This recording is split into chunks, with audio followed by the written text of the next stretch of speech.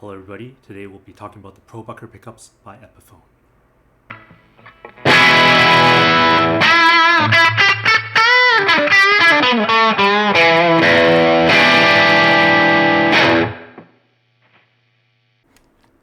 So let's take a look at the Probucker specs. On the Epiphone website, they state that the base plates are 18% nickel silver, which is supposed to be similar to what Gibson uses, whether that be for the PAS or, if anything, they should at least be similar for the Burstbuckers. The bobbins should be the same shape and size as what they use now with Gibson. The magnets, look, I mean, you can go all crazy about whether or not those magnets are exactly the same as the old ones. They don't say they are. They don't claim to be. But a manufacturer, at least with respect to the Burstbuckers, a modern day manufacturer should not have any difficulty replicating similar magnets with similar magnetic properties, whether that be the Gauss values, the Gauss distributions, whatever it may be that people are going crazy about with the magnets. It should be at least very similar to what the Burstbuckers use. Now, obviously the other part of what PAFs are known for is the fact that they've aged over the years. I mean, it's like 50 to 60 years old now for some of them. Whether you can replicate that, I don't know, but that's not what we're going for here. The wire should be very similar. The winding patterns, now, that depends on how tight and the level of unevenness in the bobbins, because, of course, PAF pickups were not evenly wounded in both bobbins. But that being said, Burstbuckers and PAFs, for that matter, were machine wound. And so as long as you have the same formula for that machine wind, they should be fairly consistent, for one thing, consistent being consistent among the batch themselves, and they should also be fairly similar in qualities in terms of, if for example, Epiphone took the Burstbucker formula and applied it to the Probuckers. One thing that's definitely different, though, is the price. So a set of Probucker pickups goes for $170, which, to be honest, isn't exactly cheap either, but it's less than one Burstbucker 3. So a Burstbucker 3 will set you back by $176. Burstbucker 2 the same. So a set of 2s and 3s will be double the amount, or a little bit more than double the amount of a set of Probuckers. Which brings us to the topic of this video, which is to go through and compare the Probucker 2s and 3s in this particular guitar with the Probucker 2s and 3s in other similar Epiphone guitars. Now, this one's the 60 standard iced tea burst or something like that. Bought this recently, and when I tried this at the store, the first impression I got was that it was very similar to the Burstbucker 2s and 3s. They had another Gibson there with Burstbucker 2s and 3s, and it sounded very, very similar. And so I ended up with this guitar. The other reason is when I bought this particular Epiphone Custom, which also has the Burstbucker 2s and 3s, when I first came back home with them, the first impression I got from these were the output and the tone was so different that they didn't remind me of any Burstbuckers I've ever owned. And so I wanted to A/B these with that guitar. Also the blue Epiphone that I did the first video with, that one also had Probucker 2s and 3s. And so we'll be comparing that as well, just as a reference point, just to see whether, how different the pickups are across different guitars, whether there's consistency issues or things like that. As a reference, we also have the Joe Bonamassa signature Epiphone. I changed out all the plastics to be cream and also replaced the truss rod cover so that it doesn't say Bonamassa on it. I just wanted a gold top with Burstbucker 2s and 3s. So these are the Gibson Burstbucker 2s and 3s. We'll be using that to kind of A/B against the Probuckers. As a bonus segment, we'll also be using this Gibson 2000, I think it's a 2018 traditional which comes with Burstbucker 1s and 2s against the custom, just to show, well, just to see whether or not the custom is actually equipped with 1s and 2s that were mislabeled as 2s and 3s. Although I'm not sure if Epiphone even makes Probucker 1s and 2s. Okay, so I just checked, and apparently the 50 standards come with Probucker 1s and 2s. So we're starting with mildly driven clean tones.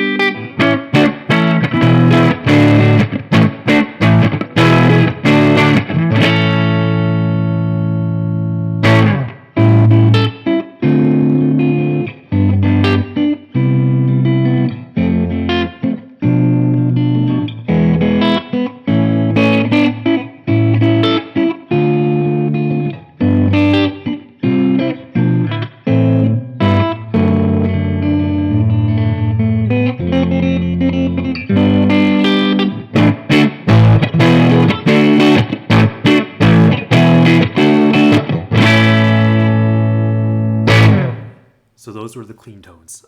As you heard, the Epiphones, at least this one and the blue one, the Probuckers in this one and the blue one do sound very, very similar to the Burstbuckers in the gold top.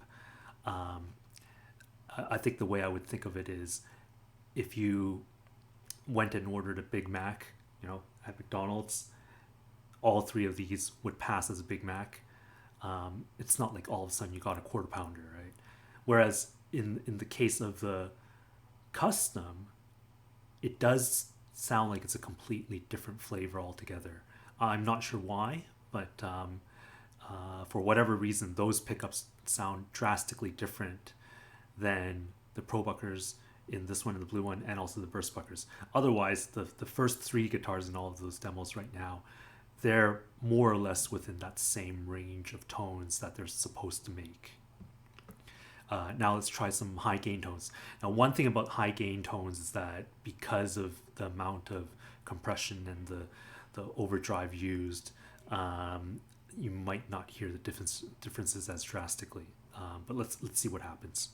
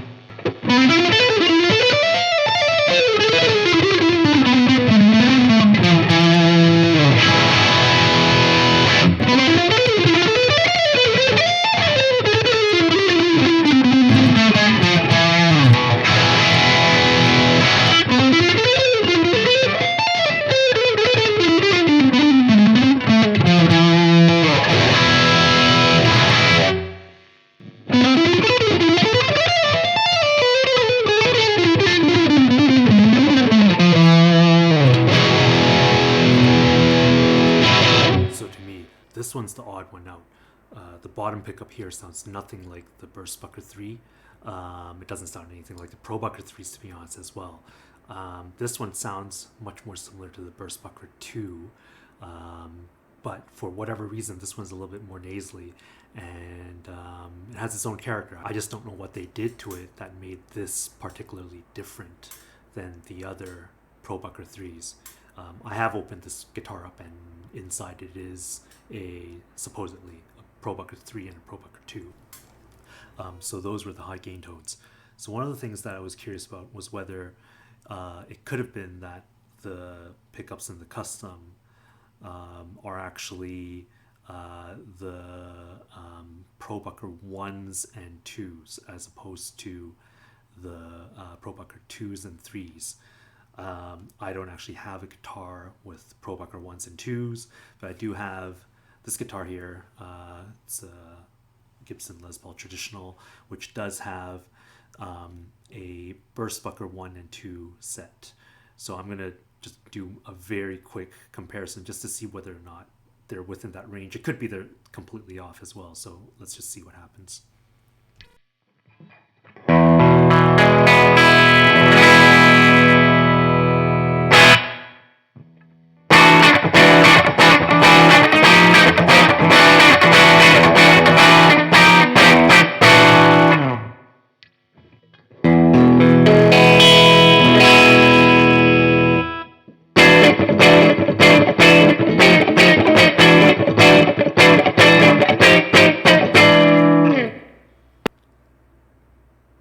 Thank you for watching. Please like and subscribe. I'll try to make more content on a more consistent basis. Work's been pretty tough in the past year or so. If you have any questions, please go ahead and leave me a comment below. Or if you have any comments on the video, go ahead and write something as well. And we'll see you in the next video.